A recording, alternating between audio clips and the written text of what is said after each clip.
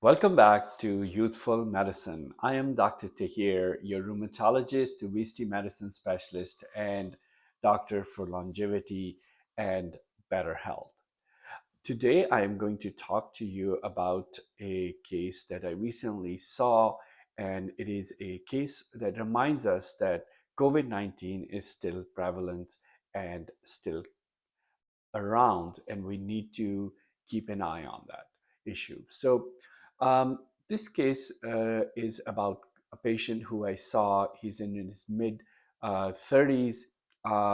Medical problems include high blood pressure, obstructive sleep apnea. My patient is overweight and has had symptoms of low-grade fever, chills, upper respiratory infection, congestion last week, which led him to think about maybe he has COVID infection. So as we head into the colder months and fall and winter, these issues can become more prevalent. You may find that your coworkers, your family members have symptoms of upper respiratory infection. So it is important to make sure that we are checking them for flu and COVID-19 infection. In this video, I'll share why it is important to recognize the complications associated with a post-viral infection related to COVID. So this case particularly talks about COVID-19 infection and otitis media. Otitis media is an ear infection.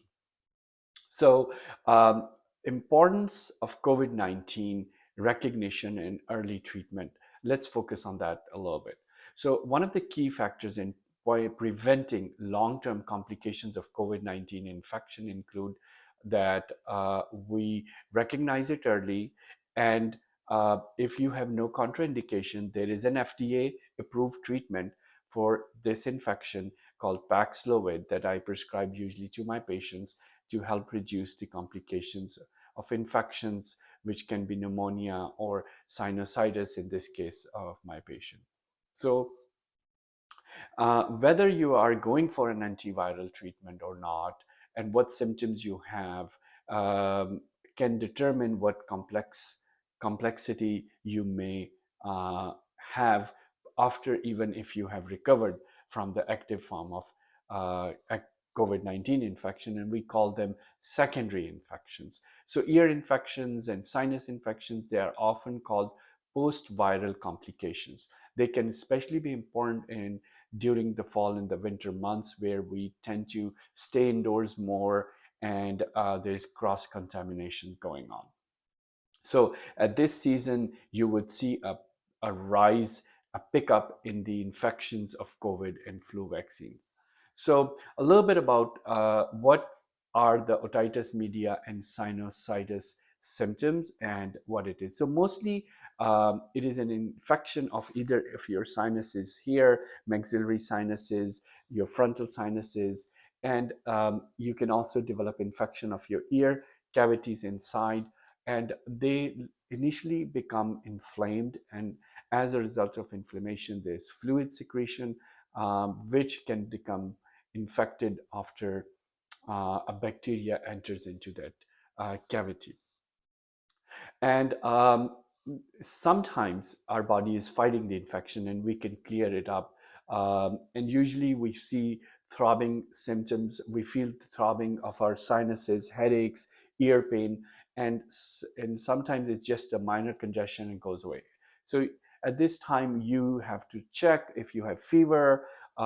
Is it becoming difficult for you to move your head side to side, downwards? That as signs of sinus infection. You will have throbbing headaches, you will feel uncomfortable, even these bright lights would make you uncomfortable, and you may not be able to even chew food very well because that would cause ear pain. So if these symptoms are lingering on, and you most likely then have developed otitis media, which will causing ear pain, difficulty hearing, and sometimes fever. And sinusitis is usually facial pain, nasal congestion, postnasal drip. Postnasal drip also causes cough. So how do we treat otitis media and sinusitis post COVID infection? Well, we manage these complications based on the severity of the case. So the mild case of otitis media would be use of decongestants, nasal saline sprays, which are usually sufficient. You can take Tylenol if needed. You can also use some steam inhalation. But if the bacterial infection is present and you have signs and symptoms of infection, then it would be likely that you will need either a topical ear drops or oral antibiotic. I started this patient or on the ear drops because the infection symptoms were not very high. He didn't have high grade fever. His pain was mild to moderate in range. He was just able to take Tylenol and decongestant. That was enough. But if this patient had higher rate of infection, I would be treating him with an antibiotic based on his allergy profile. I'll choose one medication for him. So it's important to have if you're dealing with the COVID infection, number one, contact your doctor within 5 days so that if they can assess if you are a candidate for Paxlovid antiviral treatment. And I think that should be used if there's no contraindication. Number two, it helps prevent secondary infections. If you decided not to proceed with Paxlovid, but you have a post-viral infection and now your symptoms are coming back, you may be a candidate for a bacterial treatment or an antibiotic treatment. So again, if you had COVID-19 and you develop any of these symptoms, it is critical to monitor closely for any complications. If you develop congestion of chest pain, shortness of breath, you may have developed pneumonia. If you have just sinus infection, that's one case. Now, I have to say that always make sure that your medications don't have any interactions with each other. Sinus infections, again, using decongestants can help with it. Prevention is actually very important at this time of the year, and I tell patients prevention is better than cure. And one of the most effective strategies of reducing the spread of COVID-19 infection, flu infections, influenza, and other complications such as otitis media and sinusitis is practicing good hand hygiene. Regular hand washing with soap and water, using hand sanitizer, avoiding touching your face or nose can significantly reduce the risk of spreading the infection in colder months as the viruses spread more easily at this time. So I recommend taking measures, getting your flu shots, wearing masks in crowded places during flu and COVID season, maintaining a strong immune system through healthy diet, exercise, and sufficient sleep.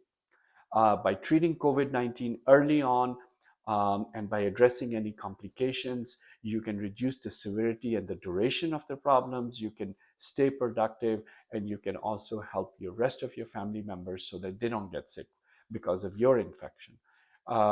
Again, to summarize, prevention is the key. Good hand hygiene and other measures that you can do, wearing a mask, isolation is important, staying up to date on vaccination.